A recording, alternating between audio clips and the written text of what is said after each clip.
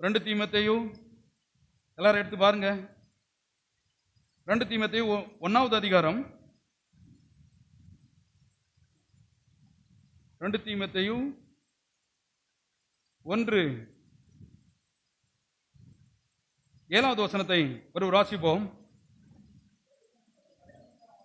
தேவன் நமக்கு பயமுள்ள ஆவியை கொடாமல் பலமும் அன்பும் தெளிந்த புத்தியுள்ள ஆவியே. எப்படி சொல்றாரு பாருங்க. கிறிஸ்துவனவே அன்பு தான். அன்பை தவிர வேற எதுவுமே கிடையாது. சபைக்கு விசுவாசி வராங்களா, அவங்க கிட்ட அன்பா தான் இருக்கணும். குடும்பத்தில் இருக்குதா, அன்பா தான் இருக்கணும். நீ வம்பு வருதுன்னா காரணம் யாரு? தேவனா காரணம்? இதுக்கு காரணம் யாரு? நம்ம. ஏன்னா கிறிஸ்து இயேசு அன்பாகவே இருக்கிறார். அந்த அன்பின் தேவனை ஏற்றுக்கொள்ளும் பொழுது கவனிங்க, அவருடைய சுவாபம் யாருக்குள்ள வர ஆரம்பிக்கிறது? நமக்குள்ளேயும். அதான் இந்த வசனம் தெளிவா சொல்லப்பட்டிருக்கிறது. தேவன், எல்லாம் சொல்லுங்க, தேவன் நமக்கு பயமுள்ள ஆவியை கொடாமல் பலமும் அன்பும் தெளிந்த புத்தி உள்ள ஆவியே கொடுத்திருக்கிறார். ஏன் பயம்னா என்ன? பிரசங்க மேடையில் நின்று சொல்றது, ஆண்டவர் உங்களை கால ஓடிப்பார், நான் ஜெபித்தான் என்று சொன்னால் நீங்க நடக்க மாட்டீங்க, ஊர்ந்து தான் திரிவீங்க, நான் ஜெபித்தால் உன் குடும்பம் என்னாகும் பார், அப்படியே சொல்லியிருக்கிறாரு. ஆண்டவர் சொல்றாரு, பயத்தின் ஆவியை தராமல். அப்படி பேசுறவன் உள்ள என்ன இருக்குது? பயம் ஆவி இருக்குது. அதனால தான் அப்படி வருது.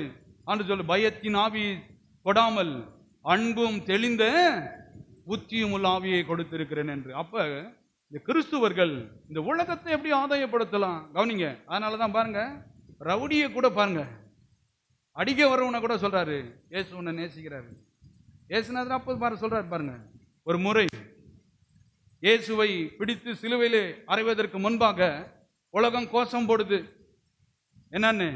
பரபாசை விடுதலை செய், இயேசுவை சிலுவையில் அறை.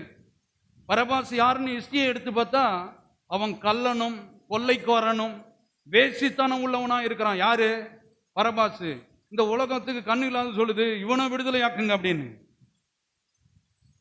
இவர் பாருங்க, கண் இல்லாதவர்களை தொட்டால் பார்வை வருகிறது, குஷ்டரோகியை தொட்டால் சுகமடைகிறான், உணவு இல்லாதவர்களுக்கு உணவு கொடுக்கிறாரு. இப்பேற்பட்ட ஆளை சொல்றாரு, இவரை சிலுவையில் அடியுங்கள், அவரை விடுதலை ஆக்குங்கள். உலகம் பாருங்க எப்படி நிக்குதுன்னு பாருங்க.